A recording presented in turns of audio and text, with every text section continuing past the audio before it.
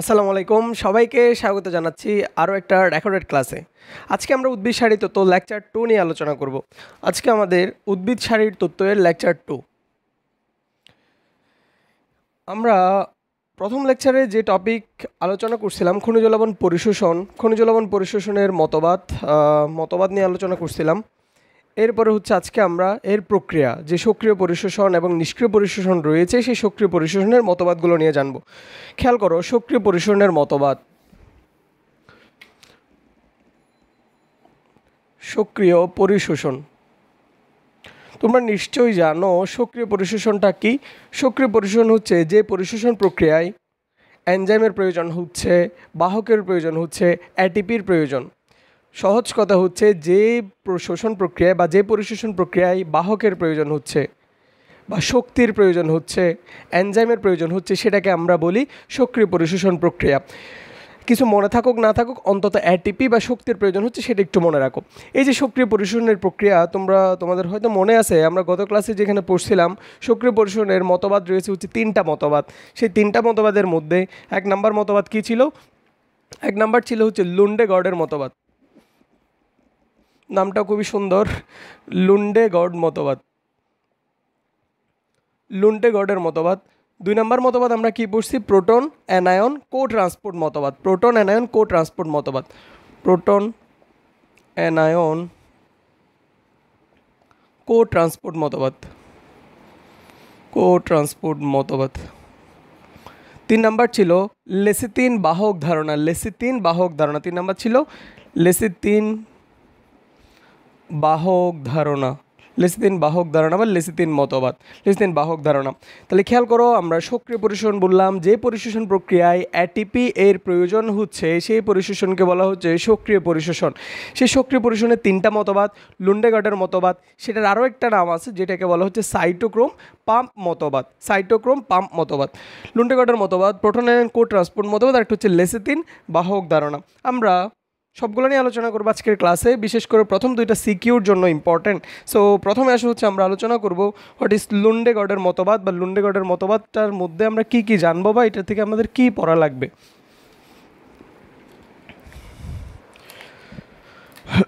আমরা এখানে বইয়ে যে চিত্রটা দেওয়া সেটা বোঝার চেষ্টা করবো, সেটা কিভাবে হচ্ছে সেটা বুঝলে আশা করি তুমি নিজেই ব্যাখ্যাটা লিখতে পারবা। লুন্ডেগর্ড মতবাদ। আচ্ছা, লুন্ডেগর্ড মতবাদটা আসলে আমরা দেখতে পাচ্ছি বা আমরা দেখব হচ্ছে এটা হচ্ছে কোষ ঝিল্লির মধ্যে। এটা কোথায় হচ্ছে? কোষ ঝিল্লির মধ্যে। আর আমরা জানি কোষ ঝিল্লি কেমন, প্রথম অধ্যায়ে পড়ে আসছো তোমরা। মনে করো এটা একটা উদ্ভিদ। উদ্ভিদের মাটির নিচে কী থাকে? উদ্ভিদের মাটির নিচে থাকে তার মূল। মাটির নিচে মূল থাকে। আমি মূলের এই অংশটাকে যদি দেখাই, বা মূলের আমি এখানের, এটা হচ্ছে মূল দেখতে পাচ্ছ। তাহলে এটা একটা উদ্ভিদের মূল। আমি উদ্ভিদের মূলের এই অংশটাকে দেখাচ্ছি, কোষঝিল্লিটাকে দেখাচ্ছি। কোষঝিল্লিটা হচ্ছে একটা দ্বিস্তরী। কোষঝিল্লি একটা দ্বিস্তরী পর্দা। মনে আছে কিনা দেখো, কোষঝিল্লি ছিল দ্বিস্তরী পর্দা। বৈষম্যবেদ্য লিপোপ্রোটিন নির্মিত দ্বিস্তরী পর্দা, এগুলো তোমরা নিশ্চয়ই পড়ছো। প্রোটোপ্লাজমকে ঘিরে রাখে। যেহেতু এটা দ্বিস্তরী পর্দা, আমি এখানে একটা বাহিরের অংশ, একটা ভেতরের অংশ, 2টা অংশ দেখতে পাচ্ছি। আর এখানে মাঝখানে একটা স্পেস দেখতে পাচ্ছি। আমি এই অংশটাকে আরেকটু বড় করে এখানে যদি তোমাকে দেখাই,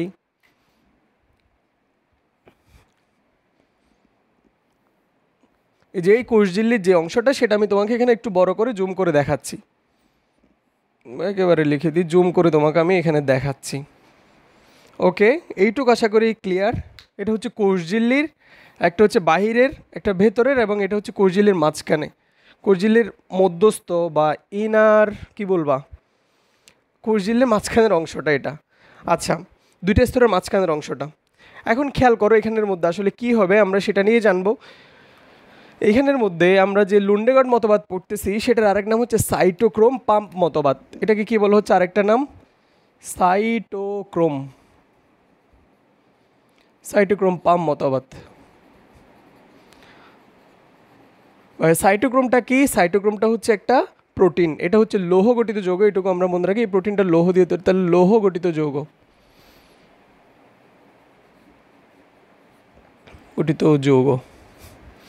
আচ্ছা, কোষঝিল্লির মধ্যে আমরা কোষঝিল্লির যদি দেখি, কোষঝিল্লির একটা বাহিরের কোষঝিল্লির মনে করো এটা হচ্ছে ভিতরের অংশ, এটা হচ্ছে বাইরের অংশ। আমরা মনে রাখবো এইভাবে দাঁড়ালে বাম পাশে যেটা সেটা হচ্ছে বহিস্থ দ্রবণ, কোষঝিল্লির এটা হচ্ছে বহিস্থ দ্রবণ বাম পাশে, আর এটা হচ্ছে ডান পাশেরটা হচ্ছে অন্তঃস্থ দ্রবণ। তাহলে আমি এখানে লিখতেছি এটা হচ্ছে বহিস্থ দ্রবণ। চিত্রটা একটু বুঝে নাও, বুঝলে আশা করি তুমি নিজেই ব্যাখ্যাটা লিখতে পারবা। তাহলে এটা হচ্ছে বহিস্থ দ্রবণ,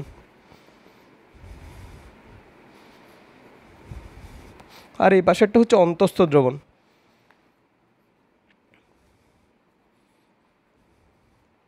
আর এই কোষঝিল্লির মধ্যে, কোষঝিল্লির ভেতরে যে অংশটা দেখতে পাচ্ছি সে তার মধ্যে দুইটা তল থাকে। দুইটা অংশ তুমি যদি দেখাও, বহিস্থ দ্রবণের পাশের যে তল সেটাকে বলা হচ্ছে বাইরের তল, সেটা হচ্ছে কোষঝিল্লির বাইরের তল। আর অন্তঃস্থ দ্রবণের পাশের যে তলটা সেটাকে বলা হচ্ছে ভেতরের তল, ভেতরের তল। ওকে, এই কোষঝিল্লির মাঝখানে আমরা কি কি দেখতে পাবো? এইখানে আছে হচ্ছে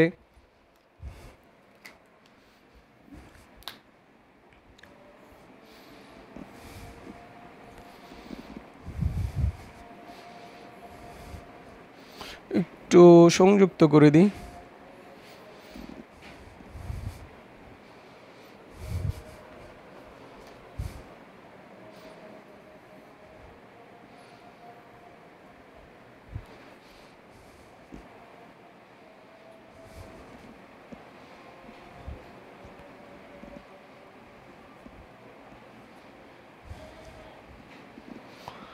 আচ্ছা,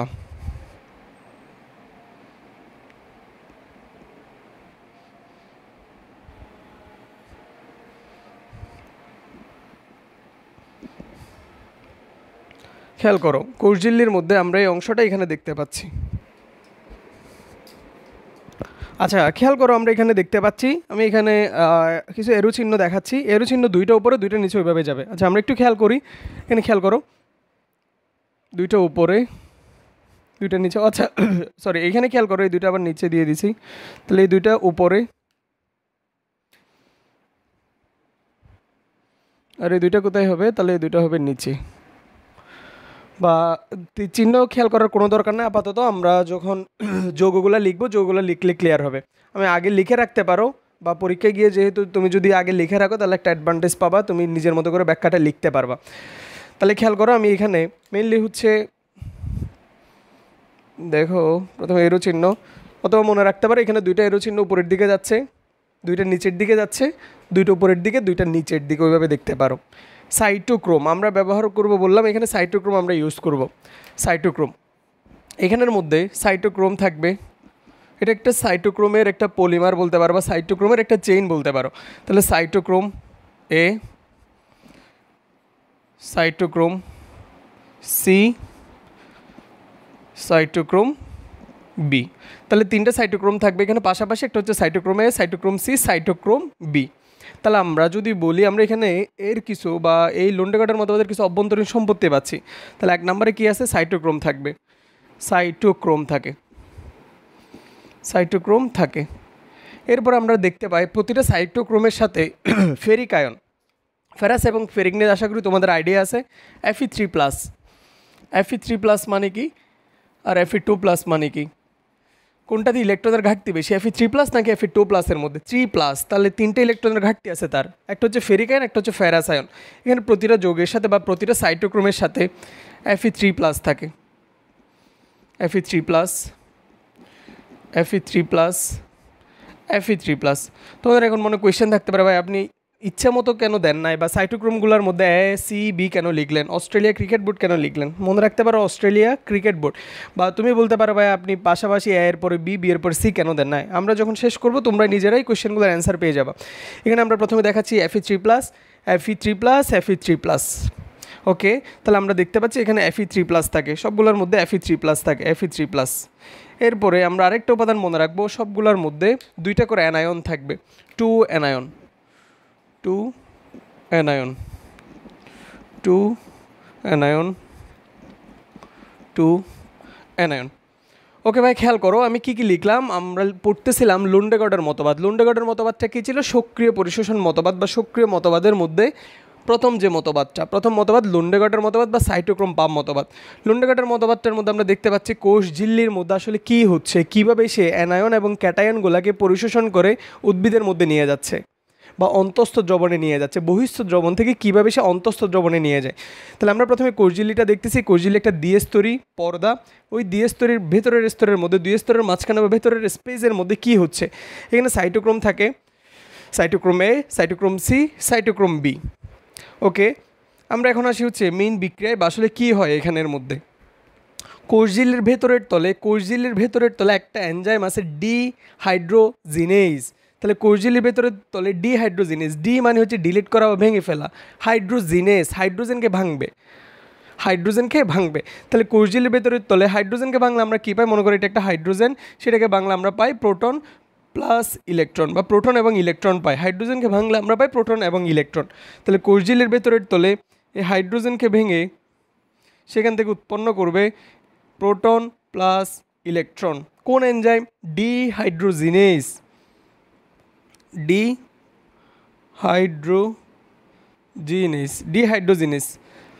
তাহলে ডিহাইড্রোজিনেজ এনজাইমের প্রভাবে H প্লাস মানে প্রোটন এবং ইলেকট্রন উৎপন্ন হচ্ছে।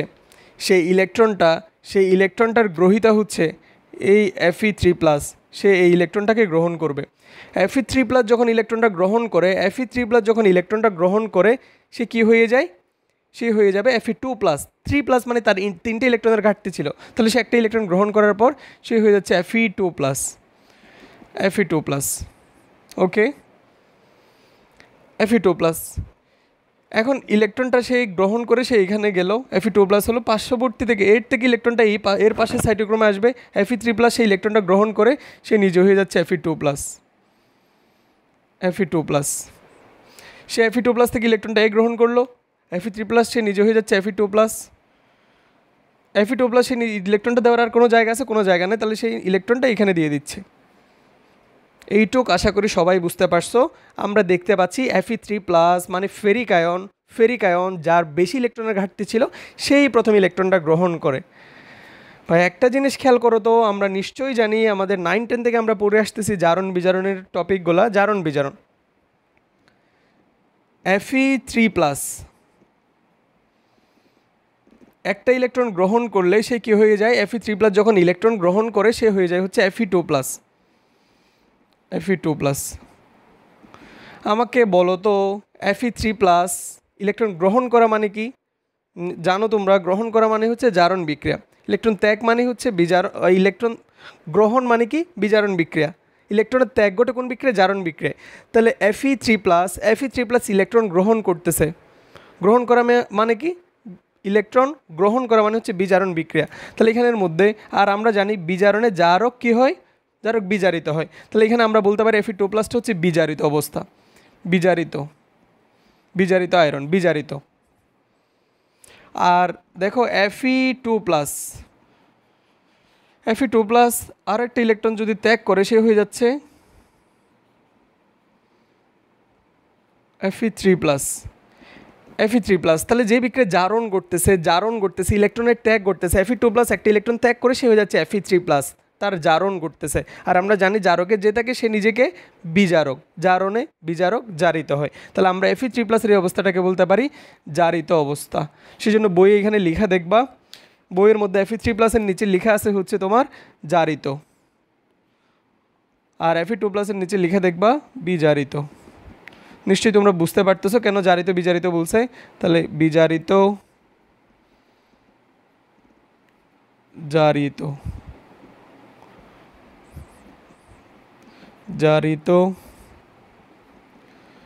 বিজারিত। জারিত বিজারিত টপিকটা আশা করি ক্লিয়ার। আমরা জানি জারণ মানে ইলেকট্রন ত্যাগ, যে বিক্রিয়া ইলেকট্রনের ত্যাগ ঘটে সেটাকে বলা হচ্ছে জারণ বিক্রিয়া। জারণ বিক্রিয়া যে থাকে সে হচ্ছে বিজারক। বিজারক কি হচ্ছে? তাহলে জারণ বিক্রিয়ার মধ্যে বিজারক সে জারিত হচ্ছে, Fe3+ এখানে জারিত অবস্থা।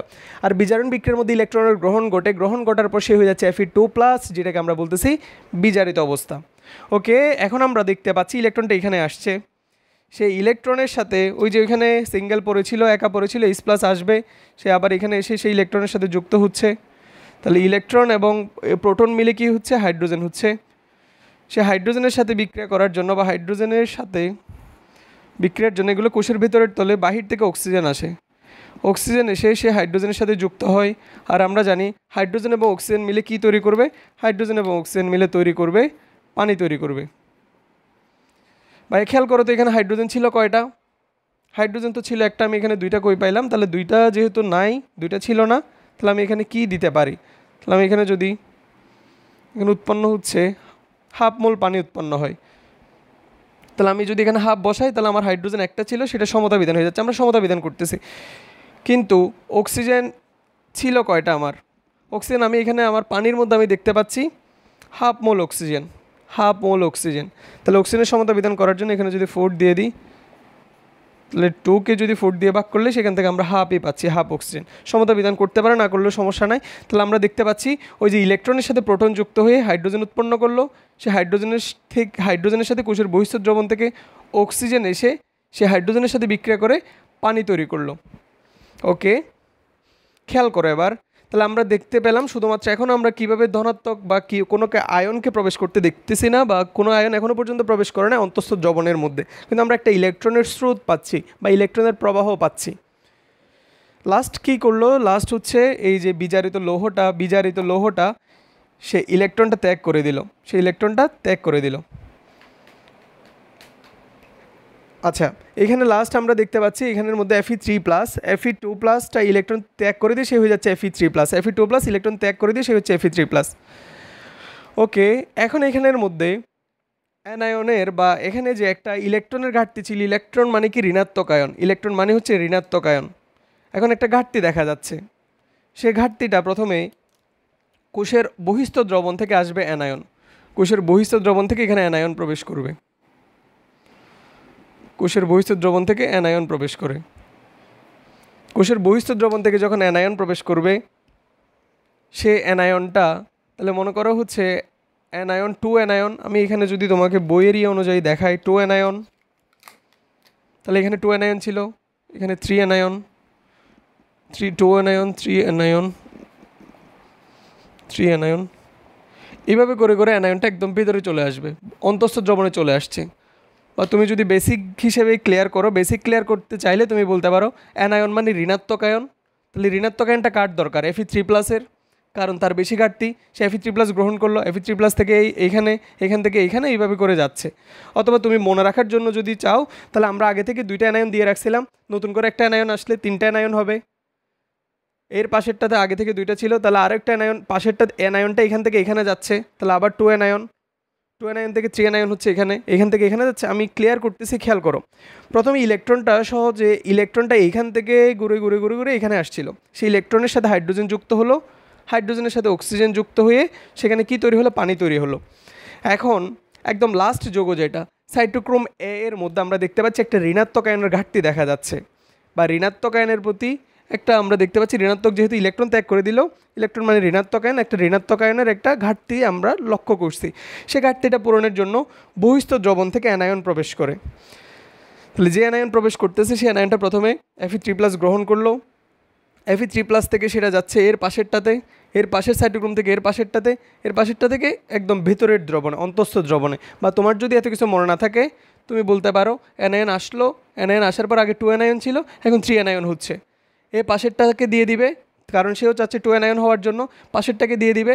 তাহলে পাশেরটা যখন 3 অ্যানায়ন, পাশে আগে 2 অ্যানায়ন ছিল, আবার 3 অ্যানায়ন, তাহলে 3 অ্যানায়ন আবার পাশেরটাকে দিয়ে দিবে, সে 3 অ্যানায়ন থেকে আবার দেখো 3 অ্যানায়ন আগে 2 অ্যানায়ন ছিল, সেই অ্যানায়ন পাওয়ার পর সে 3 অ্যানায়ন হচ্ছে, সে আবার এখানে একেবারে বাইরে দিয়ে দিবে। তাহলে আমরা অ্যানায়নের ইয়েটা দেখতে পেলাম, সেটা সাইটোক্রোমের মধ্য দিয়ে যাচ্ছে। তাহলে অ্যানায়নের পরিবহনটা কোষের বহিঃস্থ দ্রবণ থেকে অন্তঃস্থ দ্রবণে অনেক ঝামেলা করে যাচ্ছে, অনেক ঝামেলা মানে সাইটোক্রোমের মধ্য দিয়ে যাচ্ছে। সাইটোক্রোমটা এখানে বাহক হিসেবে কাজ করতেছে বা পাম্পের মতো কাজ করতেছে, কোনোটাকে বহিঃস্থ দ্রবণ থেকে অন্তঃস্থ দ্রবণে নিয়ে যেতে সাহায্য করতেছে। তাহলে এখানের মধ্যে অ্যানায়ন আসলো, অ্যানায়ন যখন আসতেছে বা অ্যানায়ন যখন আসলো, আমরা দেখতে পাচ্ছি কোষের অন্তঃস্থ দ্রবণে ঋণাত্মক আয়নের পরিমাণ বেড়ে গেছে। ঋণাত্মক আয়নের পরিমাণ যদি বেড়ে যায় বা ঋণাত্মক আয়নের পরিমাণ যদি বেড়ে যায়, আমরা উল্টা কথাটা বলতে পারি এখানে ঋণাত্মক আয়নের পরিমাণ বেশি, ধনাত্মক আয়নের পরিমাণ কম। সেই ভারসাম্যটা রক্ষা করার জন্য কোষের বহিস্থ দ্রবণ থেকে ধনাত্মক আয়ন সরাসরি কোনো ধরনের বাধা ছাড়া সরাসরি এখানে চলে যাবে। ধনাত্মক আয়নের মধ্যে আমরা এখানে ধাতু বা মেটালকে বোঝাচ্ছি M+, সে কোনো ধরনের বাধা ছাড়া কোষের অন্তঃস্থ দ্রবণে প্রবেশ করবে বা মনে রাখতে পারো একেবারে সেস্টার মতো, কেউ বলে না একে যাইতে, সেই সেস্টার মতো একেবারে চলে যাচ্ছে, মানে কোনো ধরনের ইয়ে ছাড়া M+টা বা ধনাত্মক আয়নটা বহিস্থ দ্রবণ থেকে সরাসরি অন্তঃস্থ দ্রবণে যাচ্ছে। তাহলে আমরা দেখতে পাচ্ছি লুন্ডেগার্ডের মতবাদ বা সাইটোক্রোম পাম্পের মধ্যে অ্যানায়নটা সাইটোক্রোমের মধ্য দিয়ে যাচ্ছে, অনেক কাহিনী করে যাচ্ছে, কিন্তু ক্যাটায়নটা কোনো ধরনের ঝামেলা ছাড়া, কোনো ধরনের কাহিনী ছাড়া সরাসরি প্রবেশ করতেছে। আশা করি ক্লিয়ার। আমি আবার বলতেছি, কয়েকবার করে বলবো, একটু খেয়াল করে, এটা সিকিউতে আসবে, সিকিউতে আসার চান্স অনেক বেশি, সিকিউতে আগেও আসছে। ওকে, লুন্ডেগার্ডের মতবাদ। কেন লুন্ডেগার্ডের মতবাদ বলা হচ্ছে? এটা হচ্ছে লুন্ডেগার্ড আবিষ্কার করছে, তার নাম অনুসারে এটাকে লুন্ডেগার্ডের মতবাদ বলা হচ্ছে। সাইটোক্রোম পাম্প মতবাদ কেন বলা হচ্ছে? এখানে বাহক হিসেবে সাইটোক্রোমকে আমরা ব্যবহার করি। সাইটোক্রোমটা একটা প্রোটিন বা লৌহগঠিত একটা যৌগ বা লৌহগঠিত প্রোটিন। সাইটোক্রোম এখানে পাম্পের মতো কাজ করে, অ্যানায়নটাকে পরিবহনে সহায়তা করতেছে। তাহলে অ্যানায়নটা কিন্তু এখানে সক্রিয় পরিশোধনের মধ্য দিয়ে প্রবাহিত হচ্ছে। প্রথমে খেয়াল করো, কোষঝিল্লির ভেতরের ইয়েটা আমরা দেখতে পাচ্ছি। কোষঝিল্লির ভেতরে আমরা দেখতে পাচ্ছি একটা বাইরের তল, একটা ভেতরের তল। ভেতরের তলে ডিহাইড্রোজিনেজ, ডি মানে হচ্ছে ভেঙে ফেলা বা ডিলিট করা। তাহলে ডিহাইড্রোজিনেজ কাকে ভাঙতেছে? হাইড্রোজেনকে ভাঙতেছে। হাইড্রোজেনকে ভাঙলে সেখানে H+ এবং ইলেকট্রন উৎপন্ন হচ্ছে। যে ইলেকট্রনটা উৎপন্ন হচ্ছে সেই ইলেকট্রনটা সাইটোক্রোম বি এর জারিত লৌহ বা জারিত Fe3+ সেটাকে গ্রহণ করে। জারিত আয়রন বা জারিত Fe3+, যেটা সেই ইলেকট্রনটাকে গ্রহণ করলো। Fe3+ কেন গ্রহণ করলো? কারণ তার ইলেকট্রনের প্রতি ঘাটতি বেশি, চাহিদা বেশি Fe3+। সেই ইলেকট্রনটা গ্রহণ করার পর সে হয়ে যাচ্ছে Fe2+। থেকে পার্শ্ববর্তী সাইটোক্রোমের মধ্যে যাচ্ছে, সাইটোক্রোম সি এর Fe3+, সেটাকে গ্রহণ করলে সে হয়ে যাচ্ছে Fe2+। সেই সাইটোক্রোম সি থেকে যাচ্ছে সাইটোক্রোম এর মধ্যে, সাইটোক্রোম এর Fe3+, সেটাকে গ্রহণ করলে সে নিজে হয়ে যাচ্ছে Fe2+। সেই Fe2+ ইলেকট্রনটা ত্যাগ করে সে নিজে Fe3+ হয়ে যাচ্ছে। ইলেকট্রনটা এখন এখানে আসলো, সেই ইলেকট্রনটার সাথে ওই যে এখানে প্রোটনটা পড়েছিল, সেই ইলেকট্রনের সাথে প্রোটনটা যুক্ত হয়ে এখানে উৎপন্ন করতেছে হাইড্রোজেন। সে হাইড্রোজেনের সাথে কোষের বহিস্থ দ্রবণ থেকে অক্সিজেন এসে সে হাইড্রোজেনের সাথে বিক্রিয়া করে এখানে আমরা দেখতে পাচ্ছি পানি উৎপন্ন হচ্ছে, 1/2 মোল পানি উৎপন্ন হচ্ছে। কিন্তু এখানে আমার হাইড্রোজেন ছিল একটা, সে হাইড্রোজেনের সমতা বিধান করার জন্য আমরা এখানে একটা 1/2 দিয়ে দিলাম, 2 কেটে একটা হাইড্রোজেন আমরা পাচ্ছি। কিন্তু এখানে অক্সিজেন তো 1/2 ছিল, তাহলে অক্সিজেন O2, তাহলে অক্সিজেনের সমতা বিধান করার জন্য আমরা যদি 4 দিই, তাহলে 2 4 কাটাকাটি করলে আলটিমেটলি 1/2 আসতেছে। তাহলে বিক্রিয়ার ইলেকট্রনের ইয়েটা বুঝতে পারছো। তো এইখানে যখন ইলেকট্রনটা সে ত্যাগ করতেছে, তার একটা ঋণাত্মক আয়নের একটা ঘাটতি দেখা যাচ্ছে।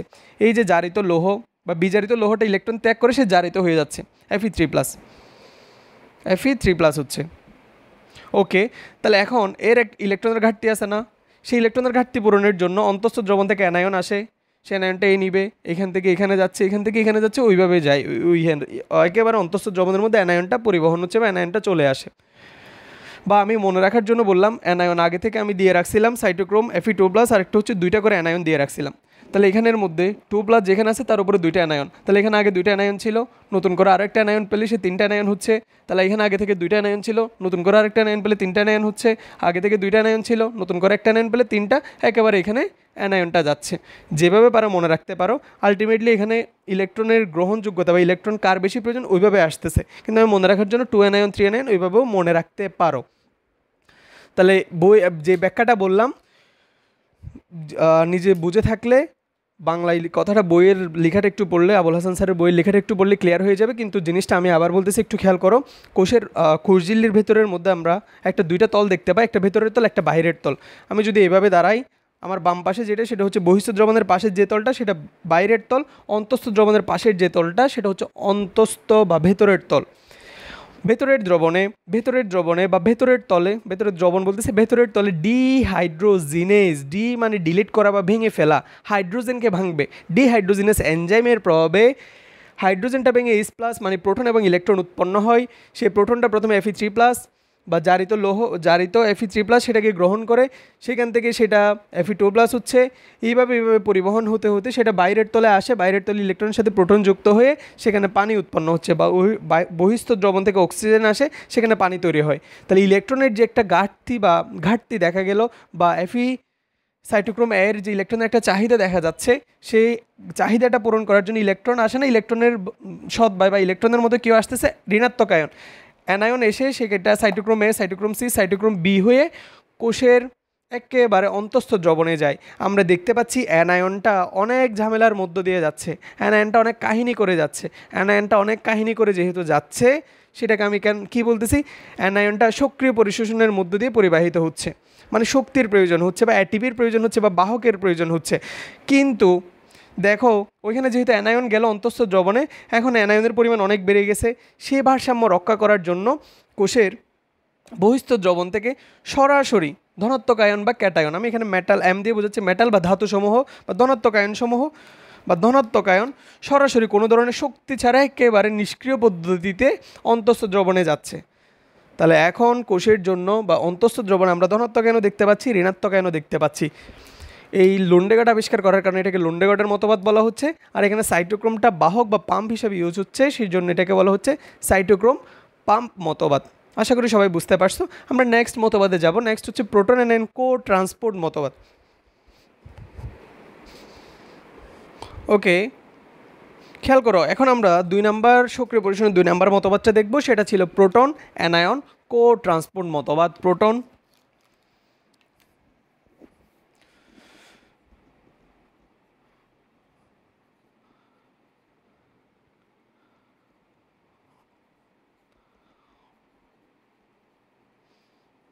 অ্যানায়ন কো ট্রান্সপোর্ট মতবাদ। আগে আমরা কো ট্রান্সপোর্টটা কি সেটা একটু জেনে নিই। একটু খেয়াল করো, যে দরজা দিয়ে বা যে বাহক দিয়ে, এখানে মনে করো যে দরজা দিয়ে একটা যেতে পারে বা কোনো কিছু একটা যেতে পারলে, শুধুমাত্র একটা আয়ন যেতে পারলে, বা যে বাহক দিয়ে একটা আয়ন চলাচল করতে পারে, সেটাকে বলা হয় ইউনিপোর্ট। ইউনিপোর্ট। তাহলে যে দরজা দিয়ে শুধুমাত্র বা যে বাহক দিয়ে একটা আয়ন চলাচল করতে পারে, সেটাকে বলা হচ্ছে ইউনিপোর্ট। আর যে বাহক দিয়ে দুইটা চলাচল করতে পারে, দুইটা যেতে পারে, সেটাকে আবার 2 ভাগে ভাগ করা হয়। যে বাহক দিয়ে 2টা আয়ন চলাচল করতে পারে, সেই রকম দরজা বা সেই রকম পোর্টকে আমরা 2 ভাগে ভাগ করতে পারি। একটা দিয়ে তারা একই দিকে যায়, আর একটা দিয়ে তারা বিপরীত দিকে যায়, একটা এদিকে গেলে একটা এদিকে আসে। যে বাহক দিয়ে 2টা আয়ন একই দিকে যাচ্ছে, সেটাকে বলা হবে কো ট্রান্সপোর্টার বা কো ট্রান্সপোর্ট।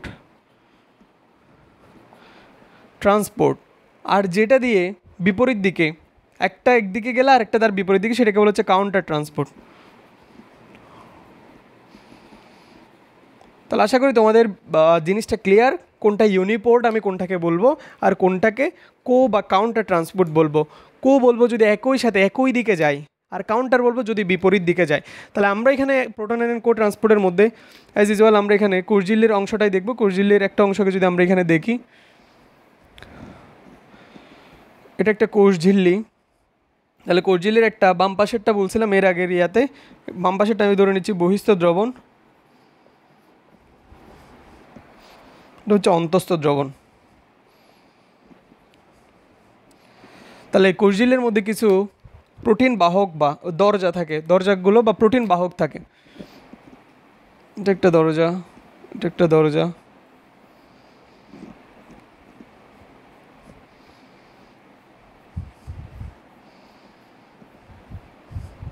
আচ্ছা, আমরা এখানে যে কোষঝিল্লি দেখাইছি সেখানের মধ্যে আমরা 3টা পোর্ট বা দরজা দেখাচ্ছি।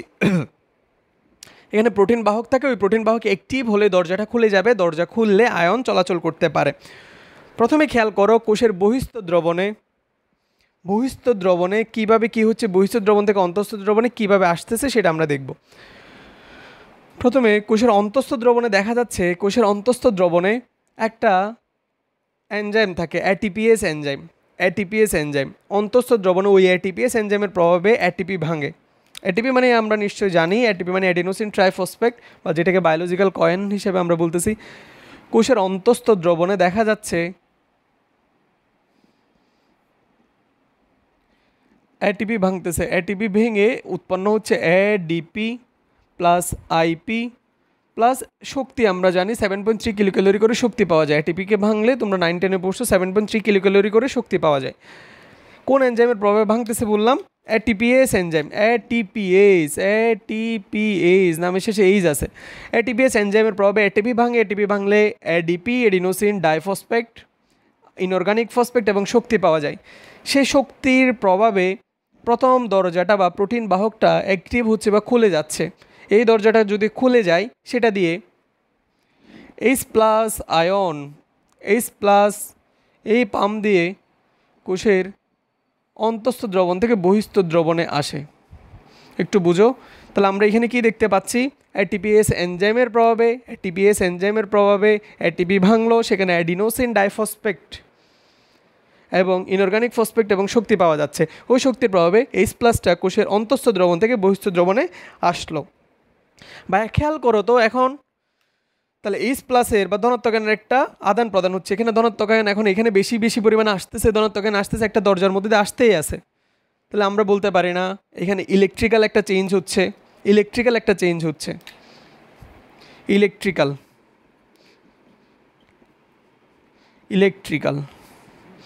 মানে একটা ইলেকট্রনের চেঞ্জ হচ্ছে। বা আমি ধনাত্মক আয়ন যদি এখানে বেশি থাকে, তাহলে এখানে বেশি থাকলে ঋণাত্মক আয়ন কম থাকবে, ওইখানে ঋণাত্মক আয়নের পরিমাণ বাড়বে। আমি বলতে পারি ইলেকট্রিক্যাল একটা চেঞ্জ হচ্ছে বা তড়িতের একটা চেঞ্জ হচ্ছে।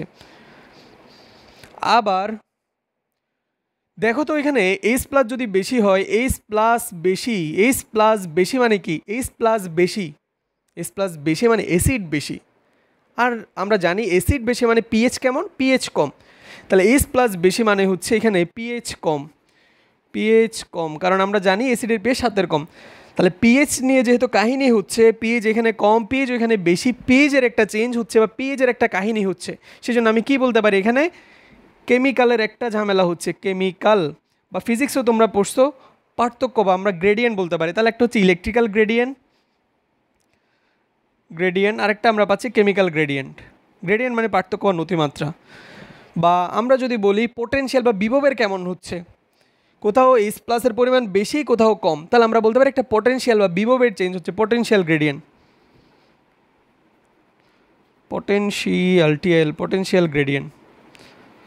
এই তিনটা শব্দকে আমরা একত্রে বলতে পারি না? ইলেকট্রোকেমিক্যাল বা ইলেকট্রোকেমিক্যাল পটেনশিয়াল গ্রেডিয়েন্ট আমরা এখান থেকে পাচ্ছি। ইলেকট্রোকেমিক্যাল গ্রেডিয়েন্ট বা ইলেকট্রোকেমিক্যাল পটেনশিয়াল গ্রেডিয়েন্ট মানে পার্থক্য। এগুলোর আমরা পার্থক্য পাচ্ছি। বা এটার কারণে একটা ফোর্সের ক্রিয়েট হচ্ছে, সেটা হচ্ছে প্রোটন মোটিভ ফোর্স।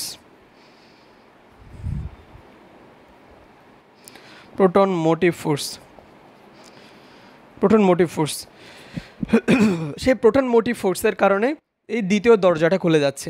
দ্বিতীয় দরজাটা খুলে গেলে সেখানে কি হবে? প্রোটন যেতে পারবে। বা প্রোটন মানে আমি এখানে ধনাত্মক আয়নকে বিহীন করতেছি। তাহলে দেখো এখানে ধনাত্মক আয়নের পরিমাণ বেশি ছিল, এখানে ধনাত্মক আয়নের পরিমাণ কমে গেছে। তাহলে এখন এই দরজাটা যদি খুলে যায়, সেখানে K+ আয়ন বহিঃস্থ দ্রবণ থেকে অন্তঃস্থ দ্রবণে প্রবেশ করতে পারে। আশা করি তোমরা এইটুকু বুঝছো। সেটা হচ্ছে প্রথমে H+ এটার মধ্যে দিয়ে যায়, যে দরজা দিয়ে H+ যেতে পারে। H+ মানে হচ্ছে প্রোটন, যেটাকে প্রোটন পাম্পও বলা হচ্ছে। তাহলে প্রোটন পাম্পের মধ্যে দিয়ে আমরা দেখতে পাচ্ছি অন্তঃস্থ দ্রবণ থেকে H+ বহিঃস্থ দ্রবণে যাচ্ছে। সেখানে গিয়ে কত ঝামেলার সৃষ্টি করলো। ইলেকট্রিক্যাল গ্রেডিয়েন্ট বা ইলেকট্রিক্যাল একটা চেঞ্জ হচ্ছে, ইলেকট্রিক্যাল একটা পার্থক্য দেখা যাচ্ছে, কেমিক্যালের একটা গ্রেডিয়েন্ট দেখা যাচ্ছে, পটেনশিয়াল বা বিভবের একটা গ্রেডিয়েন্ট দেখা যাচ্ছে। সেটাকে আমরা বলতেছি ইলেকট্রোকেমিক্যাল পটেনশিয়াল গ্রেডিয়েন্ট বা তড়িৎ রাসায়নিক নতিমাত্রা, বা এটার বাংলাও মনে রাখতে পারো তড়িৎ রাসায়নিক নতিমাত্রার সৃষ্টি হচ্ছে। তড়িৎ রাসায়নিক নতিমাত্রা মানে তো পার্থক্য, ফিজিক্সেই জানো তোমরা, নতিমাত্রা, তড়িৎ রাসায়নিক নতিমাত্রা। এখন এই যে তড়িৎ রাসায়নিক নতিমাত্রার সৃষ্টি হচ্ছে, সেটার কারণে এখানে আমরা দেখতে পাচ্ছি দ্বিতীয় চ্যানেল বা দরজাটা খুলে যায়। সেটা দিয়ে পটাশিয়ামটা বহিঃস্থ দ্রবণ থেকে অন্তঃস্থ দ্রবণে প্রবেশ করলো। এখন ভাই খেয়াল করো তো, অন্তঃস্থ দ্রবণে কিসের পরিমাণ বেড়ে গেছে? আমাকে বলো, অন্তঃস্থ দ্রবণে কিসের পরিমাণ বেড়ে গেছে? অন্তঃস্থ দ্রবণে আমরা দেখতে পাচ্ছি এখন পটাশিয়াম আসতেই আছে। তাহলে পটাশিয়াম যদি বেড়ে যায়, সে পটাশিয়ামের ভারসাম্য রক্ষা করার জন্য আমাকে অ্যানায়ন আসতে হবে। ওই যে একটা পার্থক্যের কারণে বা আয়নের একটা পার্থক্যের কারণে তৃতীয় দরজাটাও খুলে যাচ্ছে। তৃতীয় দরজা যদি খুলে যায় সেখানে প্রথমে যাবে অ্যানায়ন, অ্যানায়ন যাচ্ছে, ওই যে অ্যানায়ন যায় সেই অ্যানায়নের সাথে কিছু পরিমাণ ধনাত্মক আয়ন প্রোটন চেষ্টার মতো যাবে, তাকে নিতে চাচ্ছিল না, ওই যে একে ঘাট ধাক্কা দিয়ে বের করে দিয়েছে, তারপরেও কিছু অ্যানায়নের সাথে সে ওইখানে যেতে চাচ্ছে। ভাই তুমি একা গেলে কেমনে হয়, আমাকেও নিয়ে যাও। কিছু থাকে না ফ্রেন্ড, কিছু থাকে না, মানে বিয়েতে দাওয়াত পাইছো তুমি, তোমার সাথে চলে যাচ্ছে, কোনো একটা দাওয়াত পাইছো তুমি, আরও 3-4 জন একসাথে যাচ্ছে, ওইরকম আর কি। তাহলে এখানে দেখো এর সাথে কিছু এইচ প্লাসও চলে যাচ্ছে, এইচ প্লাসও ভিতরের দিকে চলে যাচ্ছে। আমাকে বলো তো তারা কোন দিকে যায়? একই দিকে যাচ্ছে, একই দিকে যাচ্ছে। দুইটা আয়ন একটা বাহক বা প্রোটিন বাহক দিয়ে বা চ্যানেল দিয়ে একই দিকে যাচ্ছে। আমরা বলছিলাম যদি একই দিকে যাই সেটাকে বলা হচ্ছে কো ট্রান্সপোর্ট।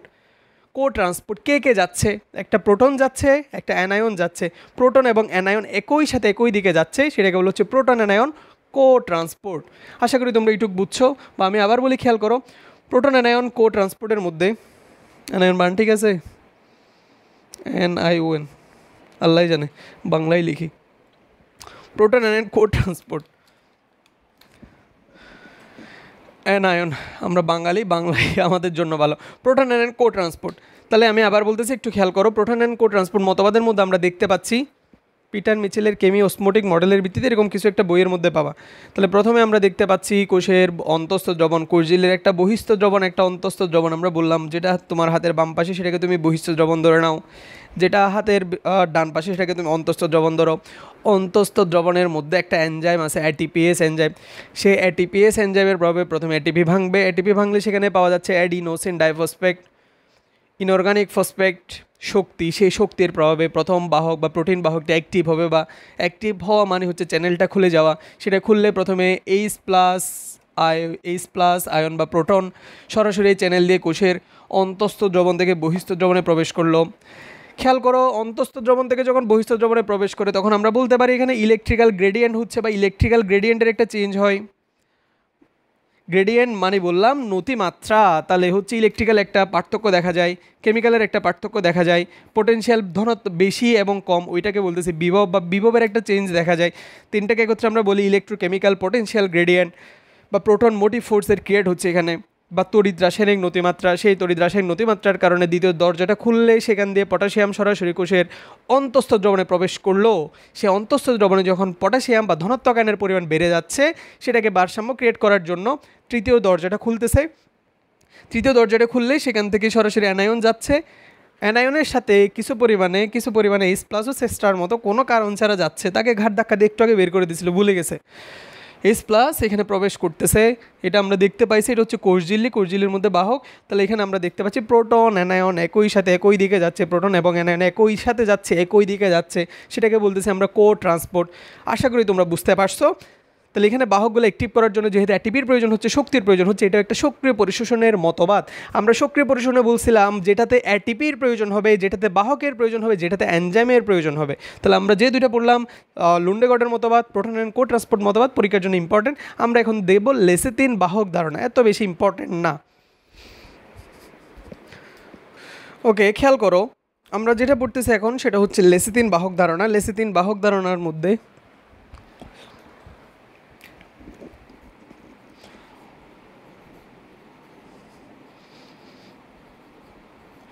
যারা বোটানির তৃতীয় অধ্যায় পড়ছো তারা নিশ্চয়ই জানো লেসিথিন কি। লেসিথিন হচ্ছে একটা ফসফোলিপিড।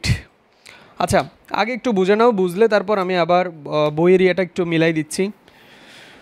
কোষঝিল্লির বহিস্থ দ্রবণে মনে করা হয় অনেকগুলো আয়ন আছে, মনে করো এখানে ক্যাটায়ন, অ্যানায়ন, অ্যানায়ন, অনেক কিছুই আছে, ক্যাটায়ন অ্যানায়ন। লেসিথিন মনে করো কোষঝিল্লির মধ্যে আছে, লেসিথিনটা এখানে কোষঝিল্লির মধ্যে আছে, সেটা বাহক হিসেবে কাজ করে। লেসিথিন বাহকটা কোষঝিল্লির এবং ক্যাটায়ন এবং অ্যানায়নগুলোকে নিয়ে একটা কোষঝিল্লির ক্যাটায়ন এবং অ্যানায়নগুলোকে নিয়ে একটা অস্থায়ী যৌগ তৈরি করতেছে। মনে করো ক্যাটায়ন এবং অ্যানায়ন নিয়ে একটা যৌগ তৈরি করলো, সেই অস্থায়ী যৌগটা কোষের অন্তঃস্থ দ্রবণে গেলে কোলিন ফসফোটাইডিক অ্যাসিড, এটা একটা ফসফোলিপিড, কোলিন